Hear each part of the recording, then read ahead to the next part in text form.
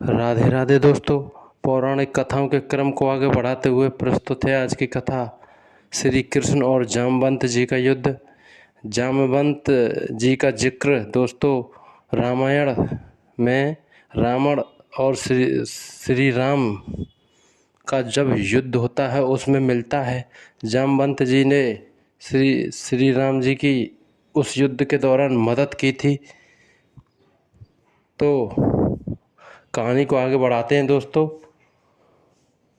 अगर कहानी पसंद आए तो लाइक शेयर सब्सक्राइब करना नहीं भूलें। तो चलिए दोस्तों, पौराणिक कथाओं के अनुसार एक बार सत्यजित ने भगवान सूर्य की उपासना की, जिससे प्रसन्न होकर उन्होंने अपनी स्यमंतक नाम की मणि उसे दे दी।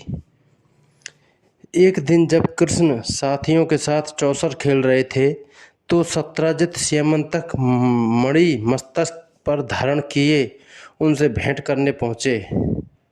उस मणि को देखकर कृष्ण ने सत्यजित से कहा कि तुम्हारे पास जो यह अलौकिक मणि है, इनका वास्तविक अधिकारी तो राजा होता है, इसलिए तुम इस मणि को हमारे राजा उग्रसेन को दे दो। यह बात सुन सत्यजित बिना कुछ बोले ही वहाँ से उठकर चले गए। सत्यजित ने स्यमंतक मणि को अपने घर के मंदिर में स्थापित कर दिया। वह मणि रोजाना 8 भार सोना देती थी। जिस स्थान में वह मणि होती थी वहाँ के सारे कष्ट स्वयं ही दूर हो जाते थे।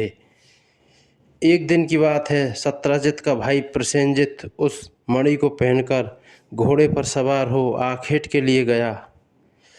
जंगल में प्रसेनजित पर एक सिंह ने हमला किया, जिसमें वह मारा गया।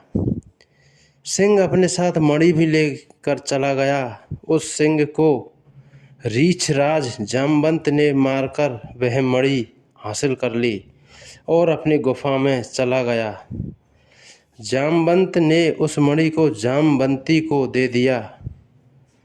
जामवंती उनकी बेटी थी। जब प्रसेनजित लौटकर नहीं आया तो सत्यजित ने समझा कि उसके भाई को कृष्ण ने मारकर मणि छीन ली। कृष्ण जी पर चोरी के संदेह की बात पूरे द्वारकापुरी में फैल गई। अपने ऊपर लगे कलंक को धोने के लिए वे नगर के प्रमुख यादवों को साथ लेकर रथ पर सवार हो स्यमंतक मणि की खोज में निकले। वन में उन्होंने घोड़ा सहित प्रसेनजित को मरा हुआ देखा, पर मणि का कहीं अता पता नहीं चला। वहाँ निकट ही सिंह के पंजों के चिन्ह थे। सिंह के पद चिन्हों के सहारे आगे बढ़ने पर उन्हें मरे हुए सिंह का शरीर मिला। वहाँ पर रीछ के पैरों के पद चिन्ह भी मिले, जो कि गुफा की तरफ बढ़ रहे थे। जब वे उस भयंकर गुफा के निकट पहुँचे तब श्री कृष्ण ने यादवों से कहा कि तुम लोग यहीं रुको, मैं इस गुफा में प्रवेश कर मणि ले जाने वाले का पता लगाता हूँ। इतना कहकर वे सभी यादवों को गुफा के मुंह पर छोड़कर उस गुफा के भीतर अकेले ही चले गए। वहां जाकर उन्होंने देखा कि वह मणि एक रीछ की बालिका के पास है, जो उसे हाथ में लिए खेल रही थी। श्री कृष्ण ने उस मणि को उठा लिया।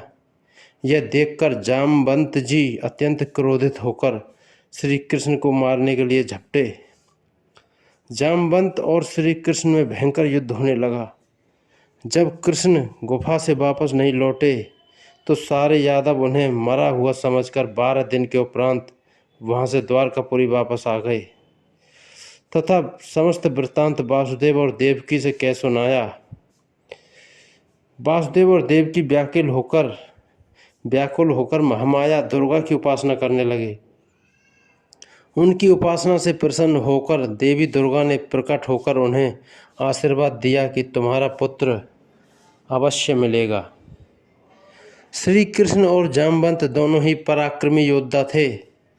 युद्ध करते हुए गुफा में 28 दिन बीत गए। कृष्ण की मार से महाबली जामवंत की नस नस टूट गईं। वह अति व्याकुल हो उठा और अपने स्वामी श्री रामचंद्र जी का स्मरण करने लगा। जामवंत के द्वारा श्री राम के स्मरण करते ही भगवान श्री कृष्ण ने श्री रामचंद्र के रूप में उसे दर्शन दिए। जामवंत उनके चरणों में गिर गया और बोला, हे भगवान, अब मैंने जाना कि आपने यदुवंश में अवतार लिया है। श्री कृष्ण ने कहा, हे जामवंत, तुमने मेरे राम अवतार के समय रावण के वध हो जाने के पश्चात मुझसे युद्ध करने की इच्छा व्यक्त की थी और मैंने तुमसे कहा था कि मैं तुम्हारी इच्छा अपने अगले अवतार में अवश्य पूरी करूँगा। अपना वचन सत्य सिद्ध करने के लिए ही मैंने तुमसे यह युद्ध किया है। जामवंत ने भगवान श्री कृष्ण की अनेक प्रकार से स्तुति की और अपनी कन्या जामवंती का विवाह उनसे कर दिया। कृष्ण जामवंती को साथ लेकर द्वारकापुरी पहुँचे। उनके वापस आने से द्वारकापुरी में चहुं ओर प्रसन्नता व्याप्त हो गई। श्री कृष्ण ने सत्राजित को बुलाकर उसकी मणि उसे वापस कर दी। सत्राजित अपने द्वारा श्री कृष्ण पर लगाए गए झूठे कलंक के कारण अति लज्जित हुआ और पश्चाताप करने लगा।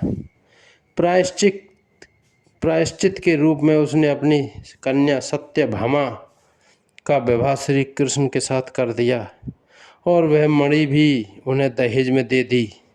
किंतु शरणागत वत्सल श्री कृष्ण ने उस मणि को स्वीकार नहीं किया और पुनः सत्राजित को वापस कर दिया। तो दोस्तों, कथा अगर पसंद आई हो तो लाइक शेयर सब्सक्राइब करना नहीं भूलें। जय जय